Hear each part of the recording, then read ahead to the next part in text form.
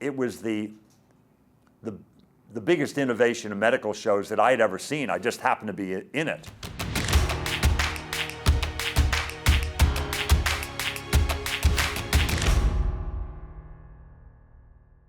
Getting this role on St. Elsewhere, Victor Ehrlich, was the luckiest thing that had happened to me in my whole career in 1982. At that point, I had been 15 years in the entertainment industry. My dad had been a very successful actor. I wanted to be in my father's line of work. I finally got a SAG card in 1967. So now go forward a decade and a half. I'd done a few lines here, a few lines there. You know, I'd been in The In-Laws, but with a very small part. I'd been in Going South with Jack Nicholson, you know, smallish part. Cat People, I was in that movie, smallish part. I hadn't really broken through in any way. And I was literally thinking about moving out of LA in 1982 on a day that I remember very well. I was talking to my wife saying, what about this? What about, I still, you know, want to work in the entertainment industry, but what about if we move to a town like, let's say, Atlanta?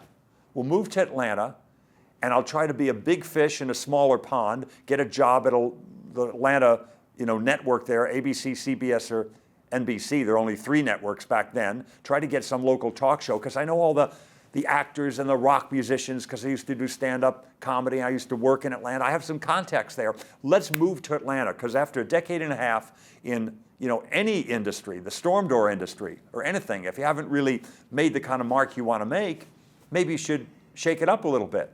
So let's look into that, honey. Maybe we'll take a trip to Atlanta and ding. Wait, let me get this call, sweetie. Hello? Yeah. What's the St. Elsewhere? What are you talking about? What does St. Elsewhere mean? Oh, it's a show. Okay. Yeah, no, I'm free to go in tomorrow. Yeah, I'd love it. So I was literally ready to move out of LA and move to Atlanta and get a job at a local station doing weather. I don't know what I thought I was going to do. And I got a call to do this show, St. Elsewhere. And by the way, I didn't get the part. I went in and read for Dr. Peter White, a role that Terrence Knox played. Didn't get it. Okay, I didn't get the part. He was a regular. You know, there's a character that we have in 1 episode, he might even be in 2. It's Dr. Victor Ehrlich. He's kind of a California guy that's here working at St. Eligius Hospital. And would you like to do that part? Yeah, well, come in and read for that now. It's a smaller part, but you got a good shot at that. I went and got, yeah, you got it. You're going to do this part. And in the pilot, they combined Ehrlich with another doctor. I can't remember, it was Stanton or some name like that. And I was actually talking to myself. Stanton and Ehrlich had lines together. Not that I had so many lines. I had a total of 6 or 7 lines in the whole show, the pilot, but I was happy to have that. And I worked in the pilot. And then they said, you know what, they'd like you to do not just the 2 episodes we had spoken about, but they want you to do 3 episodes. And then they said, we want you to do 6. And they discovered this thing with Bill Daniels and I, William Daniels. He played Mark Craig, a certain amount shorter than I in stature, but a mighty man in many ways, Bill Daniels and Mark Craig. And then I was this tall, kind of goofy guy that was very nervous around him and what have you. And there was this Mutt and Jeff thing that they found was, that was good to write for. And so, I became a regular after doing 3 of those 6 episodes. They asked me to be a regular, and my life changed because of Bruce Paltrow in that show. What I brought to the role when I played Ehrlich was I had the good fortune to not only know some doctors from my contact with them myself or my kids. I had 2 kids at that point, but I went on fishing trips with these doctors, and so I got to see them as just normal people like me, and I realized that they weren't these gods or saints that I had thought of for so many years. They were good men and good women, these doctors, but they were people in some ways the same as a guy that's working on your carburetor. Instead of a carburetor, they're working on a heart, and they're very good at it. They're mechanics in some ways, and they care. There's a lot more care than one might put into a carburetor, but they're good at that. And some people are good at, working on pistons and replacing head gaskets. There are different people that do different specialties, but it's a job. And they would isolate what they call the field, and so they wouldn't have to look at the person's face, and they'd work on one area that they're very good at. And I realized they're just normal people trying to do a very good job with some very good tools, and in some cases very good skills. So I tried to make them just normal people rather than the doctors we'd seen in the past. We'd seen some of these shows where the doctor would come knocking at a person's door. You didn't make your appointment on Monday, Fred. Are you feeling all right? And I don't remember a doctor ever coming and knocking my door because I didn't make an appointment. It was, those kinds of shows. Wonderful shows for their day, but, Marcus Welby and those shows were pioneering in their way. But St. Elsewhere wanted to take it to the other level. These highly flawed people that were good men and good women for the most part, trying to do a job under difficult conditions. And I found that quite interesting. So, Ehrlich was a highly flawed individual. He was a surfer that decided he wanted to be a surgeon, and he had a lot of family problems that were discovered in later seasons, unbeknownst to me, or I think even the writers the first year. And so he was this guy that was Ehrlich was this guy that was trying to win the respect of Mark Craig, of Bill Daniels, and certainly of his peers, but he went about it in a very bad way. He didn't have a lot of social skills. He would say the wrong thing to Dr. Craig and to female doctors and patients and nurses. He was he was kind of he was an awkward guy in many ways. Ehrlich was socially inept, and he was kind of he's one of those guys that thought he was funnier than he was, trying to be the hospital class clown and not really succeeding. I had a lot of competition there. I had Howie Mandel, a man who would put a glove on his head. And so, but Ehrlich was a great character to play. I was very lucky to get that job. It was a job that changed my life, because after that, I've had nothing but good work that's been offered or sought after ever since. I either would go in and read for very good material from that day in 1982, or occasionally just be offered it. And I got to pick and choose and do stuff that was pretty good since then because of that one job. I did think it was very different than any doctor show I'd ever seen. I thought it was different than other television I had seen. It was doing things in a different cinematic style, a different television style. Hill Street Blues, also at MTM, that wonderful production company, had come out the year before, and they were doing very different things with the camera than you were seeing in television. Before that, it was master shot, two shot, over, single, that kind of stuff. And some dollying and what have you, the occasional crane shot, but it's very, cookie cutter kind of television, production. But Hill Street Blues and St. Elsewhere did things very differently. Marvin Gunther, and at the behest of Mark Tinker and Bruce Paltrow and those wonderful people, Josh Brand and John Falsey, who created the show, Tom Fontana came in later, they did things with a cinematic style, and they got a lot of feature film kind of actors and actresses. They got Alan Arkin to come in and do an episode. They got Blythe Danner. They had incredible people come in and play these different parts. Tim Robbins, an early role for him. Ray Liotta, played a wonderful part, had these wonderful guest stars come in and play parts, in some cases, after they were big stars, in other cases before they became stars. And, but it was always about the material. There was great material from the pilot episode to the last episode we did, great writers, and that was the key. And then you had people like Ed Flanders and Bill Daniels and Bonnie Bartlett, Denzel Washington, David Morse, Christina Pickles, Jennifer Savage. Boy, what a cast. To this day, I like when we're going to do a scene all in one, when they do it as an all in one kind of a format. It's just fun. It's kind of like a little stage play or a scene from a stage play. You do it again, you get to do it again and again. You get a lot of rehearsals because it's all in one. It's all going to work just right. The crash cart has to go over here. The amber bag has to come on there. Ed Flanders comes in at this point, what have you.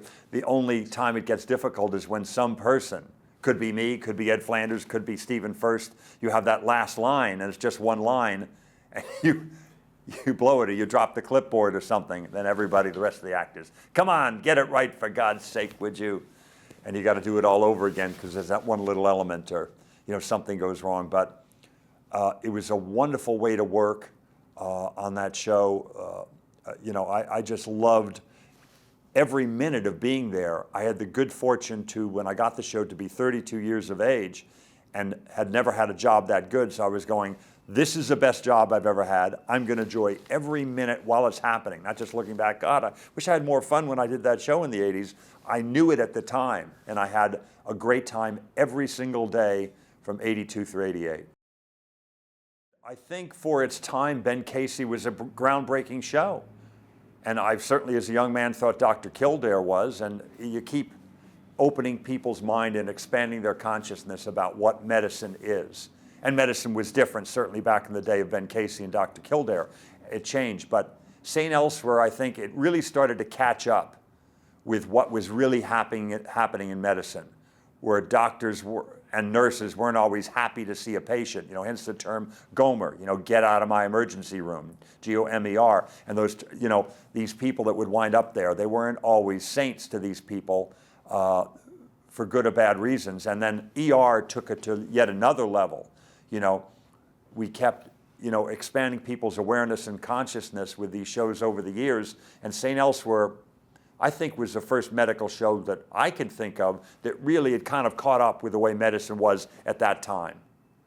It was quite real in nearly every way. Very impressive.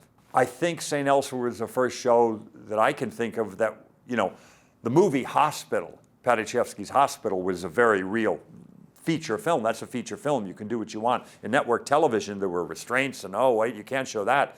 And on St. Elsewhere is the first show that really got it right about medical procedures, the way doctors lived, the way they went through divorces and cheated on their spouses and did all that stuff and did drugs and were highly flawed and were not very flawed, some of them at all, were near saints. They had all of it. And all that is very representative of what a hospital is like today and what it was like in the 80s. I think it was the first show that really caught up with the real behavior in every way at a hospital. No, I've thought about the cultural impact because we did a show about testicular cancer, for instance, about awareness about that. And we got a lot of letters. Back then you got letters, you didn't get emails, and letters and what have you, and faxes, and people wrote that they had saved a loved one from cancer because of the show, stuff like that certainly makes you feel good that we had raised awareness about things. And lots of other times that happened. We'd occasionally get the odd letter where somebody felt we hadn't done a medical procedure right, and but there were very few mistakes. It was more a question of choice. Well, I know he says he closes up a patient after heart surgery like that, but the doctor I work with closed up like this. And so, that's his point of view. But we had a medical professional there at all times when we did scenes that involved, and required technical expertise. So they got nearly everything right, I think. And, I think they have a very good record of that. But it got the public thinking about doctors in a different way. And I think people also by then, by 1982, and certainly through 1988, were so sophisticated about television and the media. It used to be in the days of Ben Casey or Dr. Kildare, I'm told by those people who worked on those shows, that people would come up in the street, or Marcus Welby come up to Robert Young, Mr. Young or Mr. Dr. Welby, I've got a pain here, would you, I'm an actor, I don't know about appendicitis, what are you asking me about? That never happened the whole time I did St. Elsewhere to me or anybody, nobody. We were way past that at that point. People would come up to me and say, Mr. Begley, yes, I understand your Nielsen ratings are low, but your Arbitron ratings are very good. You have a very good Q rating, by the way, I'm told. And the demographics, you get the 18 to 34-year-old female, which is a great demographic. And so it's a white wine spritzer crowd, so you can really sell some good ads. People knew things. It's like, how do they know all this stuff? They read the paper. I don't know how they knew it. But people were very sophisticated about show business. They didn't at all think we were doctors, and they knew more about, ratings and things than I knew. I think on a few occasions it either happened to me or to someone else where somebody said, hey, you got that wrong, where you did that thing with the the shunt that you put in and what have you. In some cases, maybe we did get it wrong. In some cases, just a different way of doing things. But they mostly got things right. For the most part, we got high praise from the people who would go, I knew a guy just like you in med school. There was a guy just like Ehrlich. Some of them even accused us of plagiarism. You copied my friend, Costanza. He was a med student that came from California. No, we didn't at all. And because they had gone to Cleveland Clinic and done the research there, Josh Brand and John Falsey. And that's where they researched the show. And that's where they, found most of the grist for the mill that was the pilot and the first season. Maybe we would have gone on beyond 6 years if we had saved a few more people. St. Eligius was a charnel house. It was an abattoir. I mean, we killed a lot of people. We should have saved maybe a few more people. In the old days, people always lived in these shows.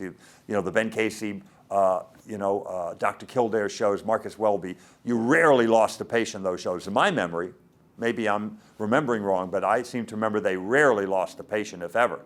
But on our show, we nearly always lost the patient. It's rare that we saved them. Not rare, but we lost a lot. We lost half the patients easily. So maybe we should have saved a few more people. I would have come in a different electric car. I would have come in a Tesla. I loved them all. I loved Ben Casey for its time. It was a remarkable show. Dr. Kildare, I loved. The Nurses, I watched that show. I watched Marcus Welby. I love those shows. They were, I thought, totally real shows at the time. And they probably were as real as, they were allowed to make within the confines of network TV. And I loved all those shows. No, at the time, there were people whose work I knew of. I certainly knew of Ed Flanders and Bill Daniels. And and David Burney was on the first season.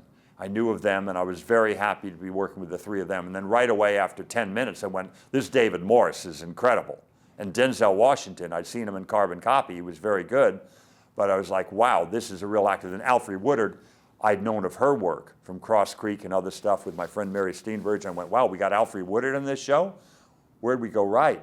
And so there were people whose work I became aware of with St. Elsewhere, and people whose work like Bill and Ed and what have you that I knew of.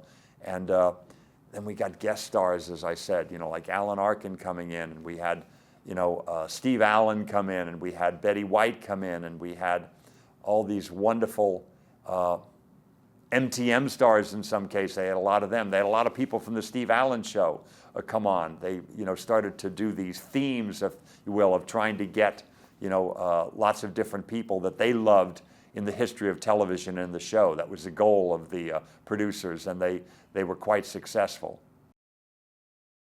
I think St. Elsewhere might have set the tone for those other wonderful shows. I don't know. Every experience is different, and people, get their inspiration from a number of places. But it was the biggest innovation in medical shows that I had ever seen. I just happened to be in it. Every week I watched the show and loved it as a viewer. And I'm not partial to shows I'm in, I can promise you. I'll watch a lot of shows I'm in and go, wow, that kind of sucks. My work perhaps sucks, or the show sucks, and I turn it off and I'm not interested. But St. Elsewhere, I really liked the shows and watched it regularly. Couldn't wait for each episode to come on, having nothing to do with the fact I'm in it. Just happened to be a really good show. And it was a groundbreaking show. For a medical show, no other show I can think of did that. Others did that, and indeed even took it further, the way Nurse Jackie has and ER has and other shows. They've gone further, I think, and wonderfully. But St. Elsewhere was the first one I knew that really opened the field wide for that kind of reality. Nurse Jackie is one of my favorite shows as I sit here today. It's literally one of the best shows I watch. What I love about it is how they mix, as I think we did too for its day. They mix so well in 2012. They mix comedy and drama. They get you scared to death for what's going to happen to her, ready to cry for what's happening to her kids or to some other person in the hospital, and then laughing, incredibly at, some of the brilliant humor that they interlace with this drama. Very moving show. very powerful show, gets you on edge with what kind of jeopardy she's in and the chances she takes as an actress and the chances that Nurse Jackie takes, you know, working in the hospital and doing what she's doing, and the incredible humor. It's a wonderful mix of those elements of comedy and drama, likes of which you won't see often. Yeah, I was very lucky to kind of be able to fill that bill for them, I guess. It was a dramatic show, but they didn't want it to be all people dying in kind of, you know, dingy halls of this old, you know, teaching hospital, St. Eligius. They wanted to have some lightness and humor, and Ehrlich provided that. So there were other characters. Stephen Furst's character certainly did. Bill Daniels had wonderful, wonderful dramatic scenes for which he won multiple Emmys and deserved them all. But he also had some great humor. His character was a very funny character when you think about it. This officious, you know, jerk of a, you know, chief of surgery who was impossible to deal with in so many ways and so full of himself. It was a great character, and Bill just nailed it. But a lot of it was very, very funny. There's been quite a few characters in television that I have.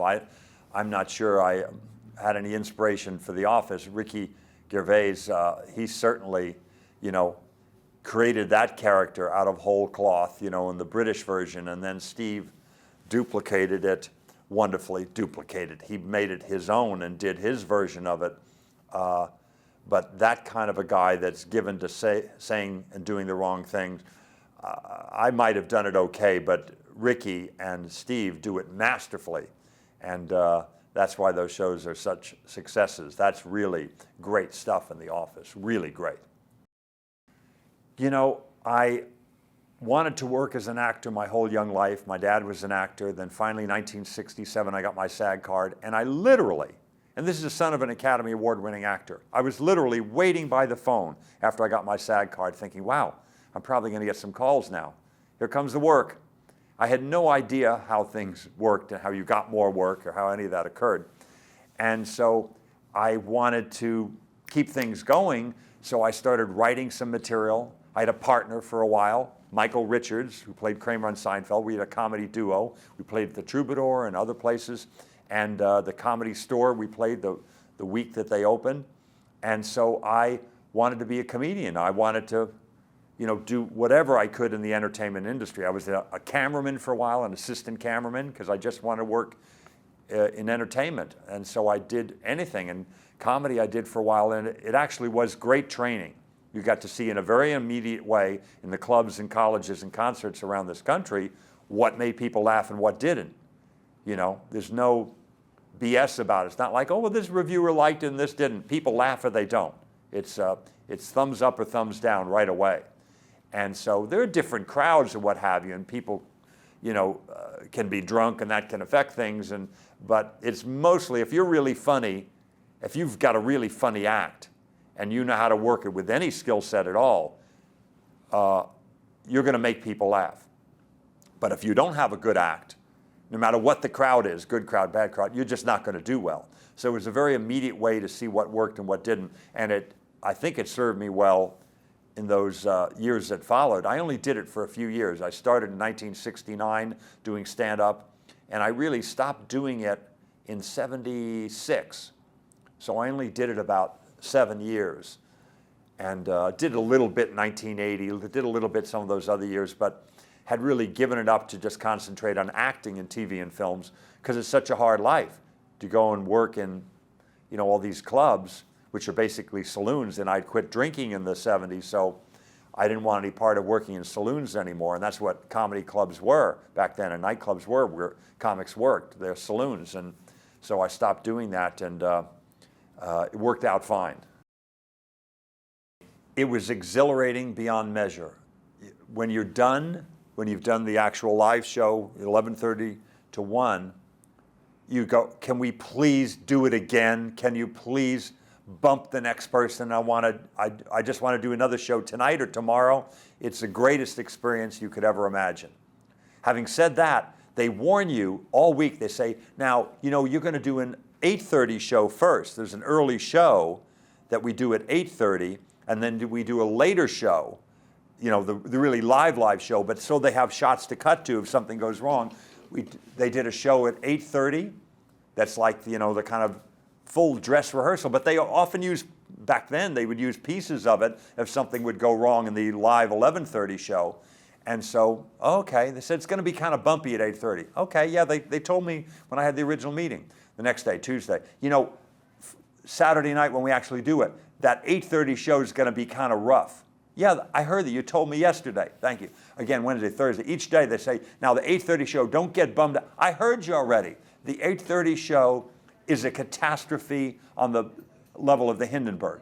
It's just like, I don't know if it's that way for everybody. I said, this is abnormal that it's this bad? No, this is totally normal. First of all, the people that come at 8:30 know, the audience I mean, they're not part of the real show. You know, they're kind of like the pre-show crowd, so they're kind of pissed off, and they don't always laugh so much. And things are bumpy, finally doing it all in the real running order and having dropped all these sketches that didn't work on Friday and what have you, and dropped some of them last minute. And all this stuff. You're doing the real show for the first time at 8:30, and it's really a mess. So, is this normal? I said, no, this is very normal, you know. And you go, by the time you do the 11:30 show, your adrenal glands were so squeezed out of adrenaline at 8:30, you know, 8:30 until 10, when you have a break to have a bite to eat, what have you, before 11:30. So by 10 o'clock after you've done this horrible show, you go, bring it on. I'll just do whatever. You know, it's going to be, I'm not scared of anything anymore. I'll stand nude in the, you know, Shea Stadium. Because you're not afraid anymore. It was a brilliant structure. Because by the time the 11:30 show comes on, you're not at all scared.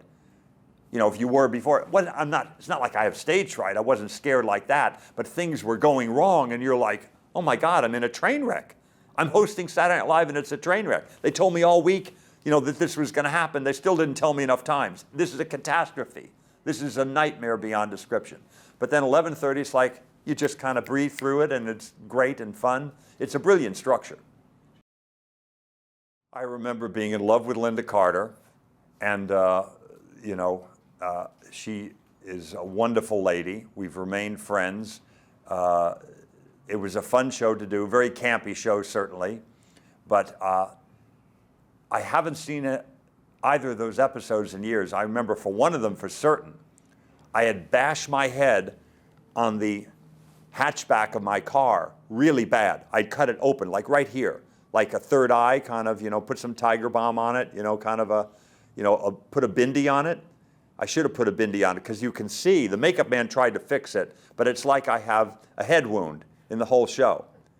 And they should have just fired me. But they didn't, thank God, because I needed the work, I needed the money. But I have a head wound in the whole show. I should have worn a hat or something. I'd love to see it, because I remember looking at it in the mirror when we shot it, when this is not even remotely gone.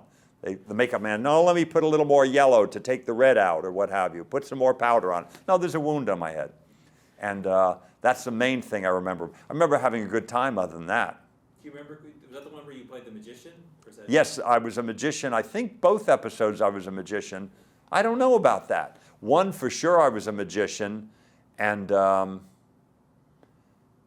gosh, who else was in that episode? I can't remember, but it was a lot of fun working on the show. It was great to work with her. You know, I'm very lucky because I've been in some good shows like St. Elsewhere and Arrested Development and 6 Feet Under. You know, I'm very, very fortunate to have been in those kinds of shows. So I really don't care if it's, you know, television or film, comedy or drama, stage or not. I just like doing good material. So I can just wait it out, you know, like a batter waiting for something he knows he can swing at. I just wait for good material. And sometimes it's a play, and sometimes it's a TV show, and sometimes it's a movie. Certainly with St. Elsewhere, the script for St. Elsewhere was better than any movie I had done before, other than a great comedy like The In-Laws, you know, or the improv movie Spinal Tap, you know. But other than that, you know, I wasn't in any great shows of any kind. Feature films were not as good as that. And this is a television show, so I really I became fond of television a whole nother level after St. Elsewhere and realized, wow, if they keep doing this, doing shows like this, like Hill Street Blues and St. Elsewhere and shows like that, this is, television is going to have perhaps another golden age. And look, they did. They did shows like ER and Chicago Hope, medical shows, and did other shows like they're doing today, like Nurse Jackie, other medical shows, and shows that are not at all of a medical nature, like Breaking Bad, and they did Seinfeld, and they did Everybody Loves Raymond, and they did, these are really great shows. I think the shows I just mentioned are lifetime, television Hall of Fame, great shows, and I'm proud to have been in a few of them. I love the term character actor because that's what I am, and I knew it back in the 70s even. I went, I'm a character actor, I'm not a leading man. I never really thought I was going to be a leading man. I had a few leading parts in some movies, but I never really expected that to happen, and I like the notion of having a career like, my dad, or Walter Brennan, or Jack Warden, or Martin Balsam, or those kind of, just pick anybody from 12 Angry Men like my dad was in. Lee Cobb signed me up for that job. That's a great job, because other people, wow, they're leading man or leading lady, and then things kind of die down, And there are some leading men and leading ladies who have had long, rich careers, but they are few in number. When you look at the overall population, Screen Actors Guild, but there are character actors like my dad, and as I said, E.G. Marshall and Jack Klugman and, anybody from 12 Angry Men. You look at those kinds of actors and the character actresses, the Doris Roberts and those wonderful actors and actresses that have had a long career. That's a compliment. Harry Dean Stanton, he's had a long, wonderful career, and he's an actor, but I would call him a character actor, and I would call myself a character actor. I take it as a compliment. Actually, yes. I think if I think about it in those terms, the kind of flawed guy, the kind of nerdy guy, the man given to saying inappropriate things, I've gotten a lot of those parts. That's kind of my base, and I'm happy to do it. It's a good mine to keep extracting ore from. And now I'm of an age, I'm 62 years old, and I have a different look that I did in St. Elsewhere, greatly different. So now I get to play, the Enron executives or people like that. I play a different kind of part, and that's a whole nother thing that I get to play, and I love that. So I'm very happy with the way things are going now at this point in my life. Happy to be working. It's been good. Starting in '82, hell, it was good back in 1967 when I got my SAG card. I was happy to have that first day's work on, My Three Sons. But now you go forward, here it is 44, coming up on 45 years later, and I'm still working at age 62. How lucky am I? You work in any field. You pick your field, law, medicine, show business, the storm door industry, and you're still working for 4.5 decades. That's pretty good.